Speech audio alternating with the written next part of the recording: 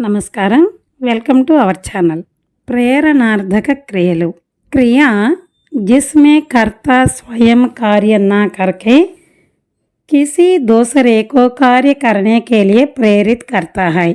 అంటే కర్త స్వయంగా తాను పని చేయకుండా ఇతరుల చేత చేయించడం. దీనిని ప్రేరణార్థక క్రియలు అంటారు. ఇవి రెండు రకాలు.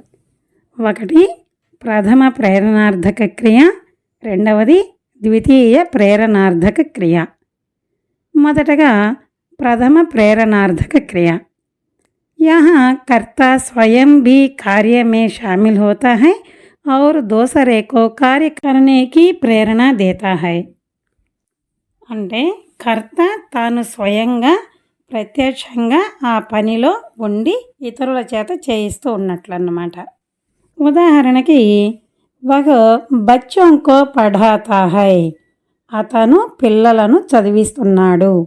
అంటే ఇక్కడ అతను అనే వ్యక్తి మరియు పిల్లలు ఇద్దరూ కూడా ప్రత్యక్షంగా ఆ పని చేస్తూ ఉంటారు. అంటే అతను దగ్గర ఉండి చదివిస్తున్నాడు అన్నమాట.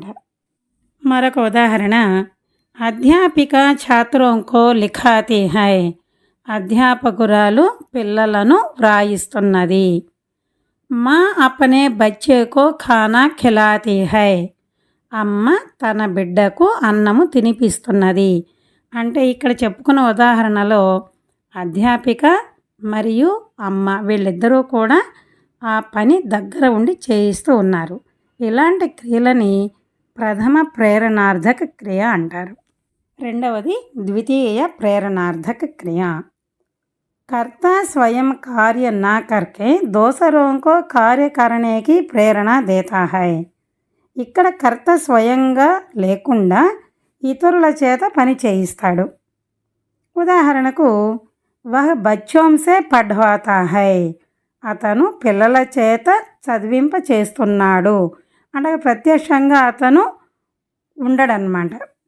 మరొక ఉదాహరణ మా రేఖా సే భోజన్ బన్వాతి హై.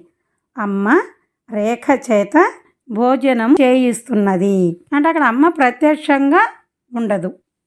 మరి క్రియలు ప్రథమ ప్రేరణార్థక మరియు ద్వితీయ ప్రేరణార్థక క్రియలలో ఎలా రూపాంతరం చెందుతాయి అనే దాని గురించి వివరంగా తెలుసుకుందాం.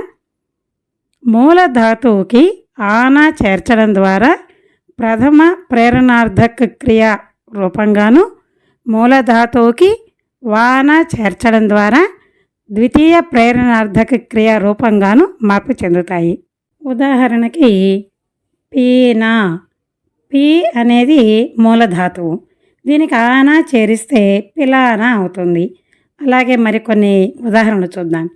దిలానా, మిలానా, దౌడానా, బులానా, రులానా, డుబానా, ఖులానా, భిగానా, సిఖానా, దిఖానా, ఖేలానా, ఖిలానా, బనానా. ద్వితీయ ప్రేరణార్థక క్రియ.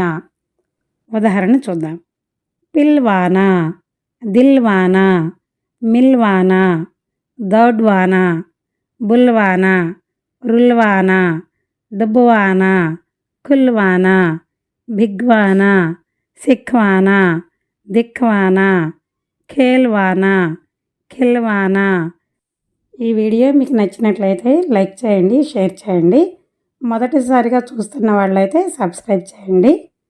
లైక్ చేస్తే ఈ వీడియోను మరికొంతమందిని చూడడానికి యూట్యూబ్ సజెస్ట్ చేస్తుంది. ఎక్కువ మంది చూడడానికి అవకాశం కల్పించిన వాళ్ళు అవుతారు. మరొక అంశంతో మరొక వీడియోలో కలుద్దాం. Thank you for watching.